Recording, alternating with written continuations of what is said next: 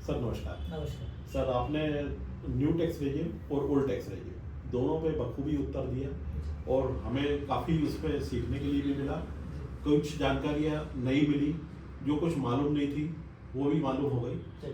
अब चूंकि इंतज़ार है 1 फरवरी का न्यू बजट का, जो आगे आने वाले बजट के बारे में हम सबके लिए क्या देंगे। एक तो ये हो गया, लेकिन साथ साथ एक सुबह से लेकर रात तक जो अपनी जो दिनचर्या होती है वो जीएसटी पे आधारित है। और सबसे मेन बात यह है कि सेंट्रल गवर्नमेंट के मिनिस्टर, मैं स्वयं नहीं कह रहा हूँ, डॉक्टर सुब्रमण्यम स्वामी जबलपुर आए थे, तो उन्होंने ये कहा था कि एक देश एक टैक्स होना चाहिए। ये गवर्नमेंट ने भी बोला, इन्होंने भी याद दिलाया और हम भी मानते हैं, एक देश एक टैक्स। ठीक, तो चूंकि जब जीएसटी है तो इनकम टैक्स क्यों ले रहे हैं, ठीक, या इनकम टैक्स है तो जीएसटी क्यों ले रहे हैं। तो दोनों में एक समरूपता हो, जैसे कि प्रत्येक व्यक्ति, चाहे हम हो, आप हो या भाई हो, XYZ कोई भी हो, वो एक ही टैक्स दे। बार बार टैक्स देना, ये आर्थिक रूप से देश बलवान हो रहा है। जीएसटी का कलेक्शन प्रतिवर्ष गवर्नमेंट के पास बढ़ रहा है, अच्छी बात है, उसमें विकास दर भी बढ़ रही है। और अपना जो स्थिति है, यानी कुछ वर्ष पहले, 10 साल पहले क्या थी पूरे वर्ल्ड में और आज क्या है, तो भाई हम तो आज 75 वर्ष बना के स्वर्णिम युग में हैं। तो चूंकि अब हम ऐसा कुछ करें, अब चूंकि डिसीजन पावर तो ऊपर है, लेकिन ये आम व्यक्ति की समस्या है और उसको फलीभूत कैसे हो कि जैसा कहा जाता है एक देश एक टैक्स, तो एक ही टैक्स रहे, कई टैक्स ना रहे। ठीक बात है। मतलब मुझे रिकॉल कर रही है, अभी जो करंट टॉपिक है वो है वन नेशन वन इलेक्शन की बात चल रही है आजकल। तो चलिए मैं इस क्वेश्चन को आपको आंसर करता हूँ। वन नेशन वन इलेक्शन भी होना चाहिए, आप एग्री हैं इसमें? बिल्कुल, हम तो तैयार हैं। बहुत बढ़िया, वेरी गुड। चलिए समझते हैं थोड़ा हमारा, मैं आपको थोड़ा बैकग्राउंड देता हूँ इससे रिलेटेड।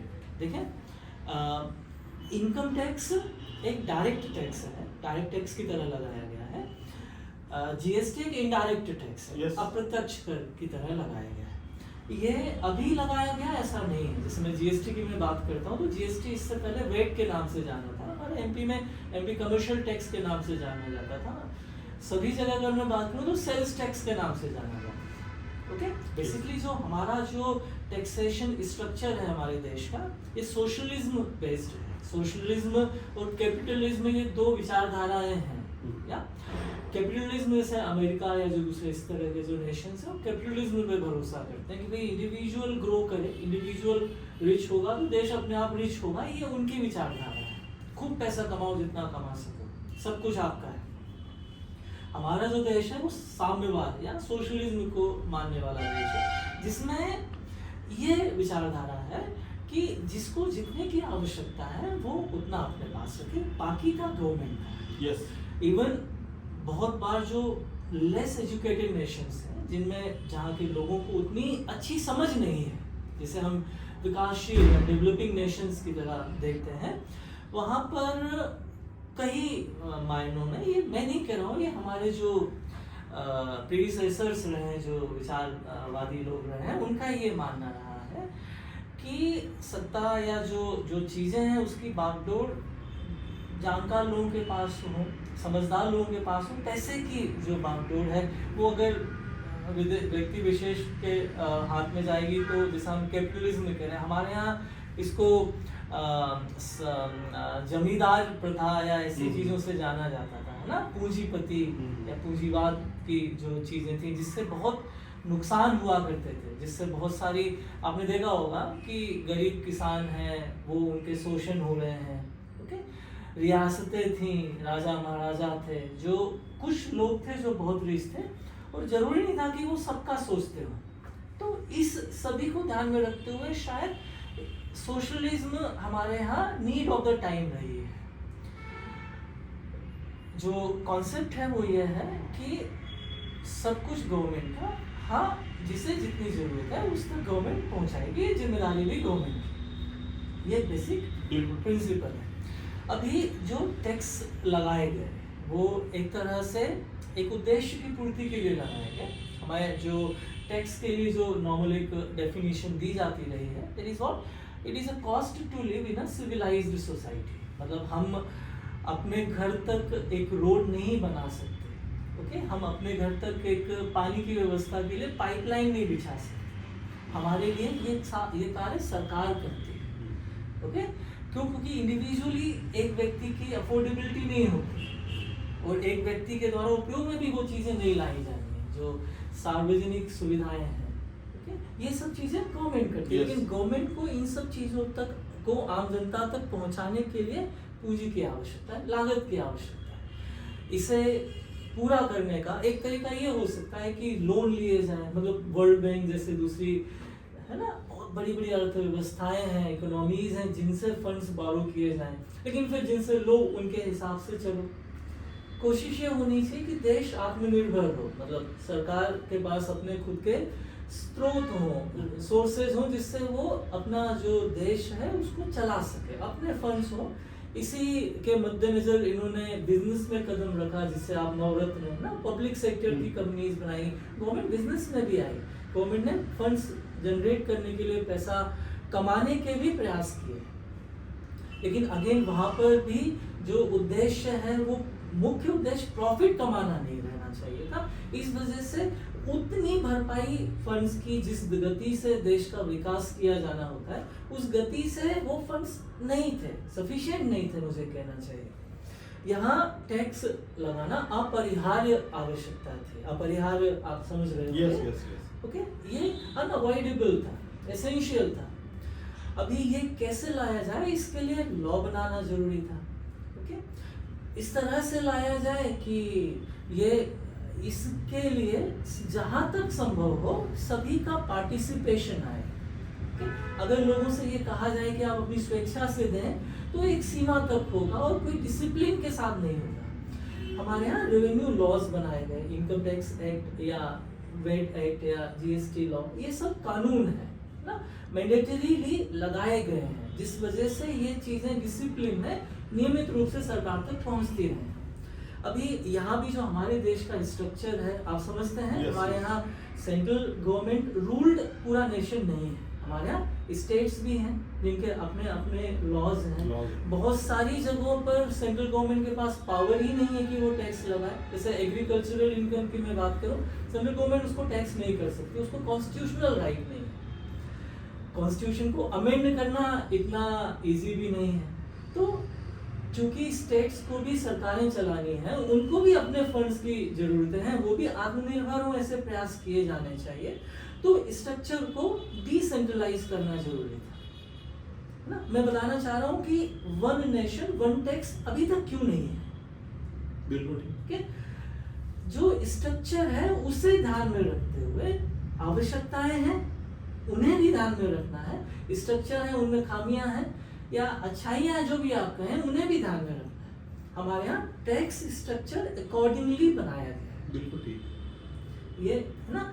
अभी हमें बात करता हूँ वन नेशन वन टैक्स होना चाहिए, मैं भी एग्री हूँ। लेकिन देखिए किसी भी चीज को लागू किए जाने का या इम्प्लीमेंट करने का एक तरीका होता है कि जो एग्जिस्टिंग सिस्टम है उसे बंद कर दिया जाए एक दिन और उसी समय से नया स्ट्रक्चर ला दिया जाए, ना, नई चीज नई व्यवस्था लागू कर दी जाए। अभी जैसे हम old and new tax regime की बात कर रहे थे, तो क्यों ना उनको ओल्ड को बंद करके न्यू को लाना था। यस, इसके अपने फायदे हैं, लेकिन अगर हम इसे गंभीरता से समझें तो इसका एक बहुत बड़ा डिसएडवांटेज है। अगर नई व्यवस्था सक्सेसफुल नहीं हुई तो जो पैरेलल इम्प्लीमेंटेशंस होते हैं वो शायद इस वजह से होते हैं कि हम देखते हैं एक फेज रखते हैं, इसे बहुत बार ग्रेजुअल इम्प्लीमेंटेशन भी कहा जाता है।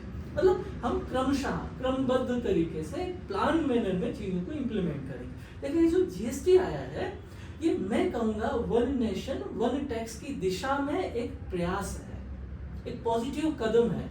कैसे है समझिएगा। देखिए अभी मैंने आपसे कहा कि हमारे यहाँ बहुत सारे टैक्सेज होते थे, शायद आपने ये चीज समझी होगी, डिफरेंट स्टेट्स सभी के अपने अपने टैक्स लॉज अभी भी चल रहे हैं। एमपी वेट टैक्स अलग होता था, आंध्र प्रदेश वेट टैक्स अलग होता था, और ऐसे मल्टीपल होते थे। अगर हम बात करें ब्रॉडली इनडायरेक्ट टैक्सेस की, तो इसमें एक्साइज भी होता था, है ना, सेल्स टैक्स भी होता था, कस्टम भी होता था, और जो किन्हीं स्टेट्स ने वेट को लागू कर दिया तो वेट भी होता था। ऐसे बहुत मल्टीपल स्टेट्स के लिए मल्टीपल लॉज होते थे। ओके, गलत तो अभी भी ये जो डायरेक्ट इनडायरेक्ट जो जीएसटी और इनकम टैक्स है ये भी है, लेकिन अगेन हम अगर वन नेशन वन टैक्स की डायरेक्शन में बढ़ना चाह रहे हैं तो किस तरह से पहुंचा जाए उस तरह तक, मैं उस पाथवे की बात कर रहा हूँ, उस रास्ते की बात कर रहा हूँ। इन्होंने अभी जो किया है, जो जीएसटी लाया गया है, बेसिकली इसका नाम आप समझिएगा, goods and service tax. Okay, ये एक टैक्स बनाया गया है, जीएसटी के नाम से जाना जाता है इसे। इसके पहले जो व्यवस्था थी, गुड्स टैक्स अलग होता था, सर्विस टैक्स अलग होता था। इवन सर्विस टैक्स जो होता था वो सेंट्रल गवर्नमेंट लेवी करती थी, गुड्स पर डिफरेंट स्टेट्स अपने अपने हिसाब से टैक्स लेवी करती थी। गुड्स में ही अगर गुड्स की मैन्युफैक्चरिंग हो रही है तो सेंट्रल गवर्नमेंट अपने एंड से एक साइज लगाता था, वो भी गुड्स के ऊपर लगा हुआ टैक्स था। लिकर की बात होती तो स्टेट्स को राइट दिया जाता, आबकारी आपने सुना होगा, लिकर से रिलेटेड या कुछ इस टाइप की चीजों से रिलेटेड। तो वो सारे टैक्सेस को आप एक्सपोर्ट इंपोर्ट कर रहे हो तो कस्टम्स लगाए जाते थे। उन सभी को जो बहुत बिखरा हुआ था, उस बिखरे हुए होने की वजह से समझिए कितने कॉम्प्लिकेशंस थे। कोई एक व्यापारी, कोई एक डीलर है जिसका मल्टीपल स्टेट्स में बिजनेस फैला हुआ है, एमपी में भी उसकी ब्रांच है, एमपी में भी वो काम कर रहा है, आंध्र प्रदेश में भी कर रहा है, कर्नाटका में भी कर रहा है, महाराष्ट्र में भी कर रहा है। आप समझ रहे होंगे, अभी चूंकि ये सभी अलग अलग स्टेट के द्वारा लगाए गए वेट को या सेल्स टैक्स को फेस करता था, डिफरेंट स्टेट्स में ऑफिसेज होने की वजह से डिफरेंट टैक्स लॉज उसे समझने पड़ते थे, उनका पालन करना पड़ता था, जो उसके लिए बहुत कम्बरसम एक्सरसाइज हो जाती थी, बहुत क्लिष्ट चीजें होती थी। अभी जो हो गया है, अभी इन सभी जगहों पर एक वेट लग गया है, एक जीएसटी लग गया है। जीएसटी जो कॉन्सेप्ट है वो वेट से ही बारो की गई है, तो मिलता जुलता है। अभी जो डिफरेंट स्टेट्स हैं उनके डिफरेंट लॉज नहीं होंगे, एक अकेला जीएसटी लॉ है जो सभी स्टेट्स में एक रूपेण है। बिल्कुल ठीक। तो जो इंटीग्रिटी के बेनिफिट्स हैं, जो हम वन नेशन वन टैक्स से मिलने वाले बेनिफिट्स की हम बात कर रहे हैं, है ना, वो मिलना अभी शुरू हो चुके हैं, क्योंकि वहां पर आप डिफरेंट 10, 15, 20, 25 जगह के लॉज को आप समझ रहे होते थे, उसे फॉलो कर रहे होते थे, उन सब की जगह आप केवल एक लॉ को समझ रहे हो और फॉलो कर रहे हो। बिल्कुल। ओके, तो उस डायरेक्शन में चीजें बढ़ रही हैं, प्रयास किए जा रहे हैं, इंटेंशंस अच्छी हैं, ये तो इसमें मुझे नहीं लगता किसी को भी डाउट होना चाहिए। अगर कोई निष्पक्ष रूप से चीजों को रिव्यू करेगा तो मुझे नहीं लगता कि इंटेंशंस को लेकर कोई डाउट है। चीजें जो की जा सकती हैं या जो की जानी चाहिए, इसके बीच की जो दूरी है, की जा सकती है से की जानी चाहिए तक का रास्ता तय किया जा रहा है। बिल्कुल। ये एक पक्ष हुआ, मतलब एक बात हुई, हम उस डायरेक्शन में बढ़ रहे हैं और चीजें प्रॉपर्ली जाएंगी। तो देखिए अभी जो टैक्सेस हैं वो क्यों है, हम तो अगर इस पॉइंट ऑफ व्यू से बात करें, अभी टैक्स ही नहीं होना चाहिए, आप कमाओ, आप खर्च करो, आप देखो, आपसे हम क्यों लें, क्योंकि आप जो करोगे वही हमें करना पड़ रहा है घुमा फिरा कर, हमें मतलब गवर्नमेंट को। यस, तो घुमा फिरा कर तो बात की जाए तो टैक्स ही नहीं होना चाहिए। देखिए प्रॉब्लम क्या है, आप जो हमारे जो काउंटर पार्ट्स है, काउंटर पार्ट्स तो नहीं कहना चाहिए, हमसे जो बहुत आगे बढ़ चुके नेशंस हैं, हम तो ये जो इंडिपेंडेंस है काफी बाद में अटेन किए हैं, बिल्कुल ना, इस वजह से हम बहुत पीछे हैं, हमें डेवलप्ड नेशन नहीं कहा जा सकता, और मुझे नहीं लगता कि बहुत आसान है हमें डेवलप्ड नेशन, विकसित राष्ट्र बनना। ओके, जब तक हम वहां नहीं पहुंचते तब तक गवर्नमेंट को फंड्स की जरूरत रहने वाली है। हमारी इंडस्ट्रीज इतनी स्ट्रांग नहीं है, हमारे जो सिटीजन्स हैं वो इतने स्ट्रांग नहीं है जो ये सब चीजें देख सकें, कर सकें, इन सब की कॉस्ट बियर कर सकें। तो एक ऑर्गेनाइज्ड सिस्टम, एक एक्सटर्नल कंपल्सरी बाध्यता रखने वाला सिस्टम तो होना आवश्यक है। ओके, जो टैक्स स्ट्रक्चर्स हैं वो इसी आवश्यकता की पूर्ति के लिए हैं, ये भी हम समझ चुके हैं। ग्रेजुअली जैसे जैसे हमारा देश विकसित होने पर अग्रसर होगा, जैसे जैसे हम डेवलप्ड होते जाएंगे, वैसे वैसे ये जो टैक्स स्ट्रक्चर है ये लेस कॉम्प्लिकेटेड होते जाएंगे, लीनियंट होते जाएंगे, सरल होते जाएंगे और मुझे लगता है कम होते जाएंगे। ओके, यहाँ पर हमारा देश विकसित हो चुका होगा, यहाँ वहाँ हम उस हाइट को अचीव कर चुके होंगे। मुझे ये बिलीव है कि वहाँ हम जो सिंगल टैक्सेशन स्ट्रक्चर है उसको अटेन कर चुके हैं, क्योंकि वजह ये है। इसके अलावा गवर्नमेंट को कुछ लेना देना नहीं है, होना भी नहीं चाहिए। करप्शंस, जो चीजें, जो लूप होल्स हैं, जो ड्रॉबैक्स हैं, उसको हम एक तरफ रखकर बात करें। सरकार को कोई इंटरेस्ट नहीं है, सरकार का केवल और केवल एक इंटरेस्ट है, that is public interest. Public interest overall देखा जाए तो देश का हित, क्योंकि देश को अगर उस हाइट पर पहुंचा दिया जाएगा, और उस हाइट पर पहुंचाने के बाद छोड़ने की बात हम नहीं करेंगे, उस हाइट पर सस्टेनेबिलिटी मिल जाएगी, मतलब वो सेल्फ फाइनेंस पोजीशन हो जाएगी, भाई हाँ अब ये इससे नीचे नहीं जाएगा। जैसा होता है ना कि भाई एक स्टूडेंट है, ओके, उसे क्लासेस में मल्टीपल सब्जेक्ट्स हो रहे होते हैं, मल्टीपल सब्जेक्ट्स को पढ़ाने वाले डिफरेंट एक्सपर्ट्स भी मल्टीपल टीचर्स हो रहे होते हैं। वो उस बच्चे को जो डेवलपिंग पोजीशन पर है उसे ग्रेजुअली सपोर्ट करके वो 8-10 टीचर्स जितने भी होते हैं वो ग्रेजुअली ऊपर की तरफ ले जाते हैं। अभी जब वो सेल्फ सस्टेन्ड हो चुका होता है उसके बाद वो टीचर्स हट जाते हैं। बिल्कुल ठीक है, ये जो टैक्सेशन सिस्टम है आप उसको इससे भी कंपेयर करके देख सकते हैं। तो मेरी समझ में अभी हमारे पास बहुत विकल्प नहीं है, लेकिन हाँ जितने भी संभव विकल्प थे उनमें से एक ये जीएसटी का था जो बहुत अच्छा कर रहा है। टैक्स इवेजन्स में वो एक डिफरेंट टॉपिक हो सकता है, बहुत अच्छी तरह से हेल्प कर रहा है। आप समझ रहे होंगे मैं अगर थोड़ा सा इस टॉपिक को एड्रेस करूं, जो करप्शन हो रहा था या जो टैक्स इवेजन्स होते थे, जो कर की चोरियां हो रही होती थी, वो जीएसटी से कैसे बच रही है। आप समझिएगा जीएसटी का सबसे बड़ा जो प्लस पॉइंट है वो ऑटोमेशन है। जैसे अगर मैं कोई चीज किसी को बेचता हूँ, उससे मैं जीएसटी खरीद जो उससे वसूल करता हूँ वो एक समय तक मेरे पास ही रहा करती थी। बहुत बार ये भी होता था कि मैं सामने वाले से टैक्स के नाम पर पैसे लिया करता था और वो पैसे मैं सरकार के पास जमा नहीं करता था। मतलब लोगों के ऊपर बर्डन तो पड़ ही रहा होता था, लेकिन वो पैसा गवर्नमेंट के पास नहीं पहुंचता था।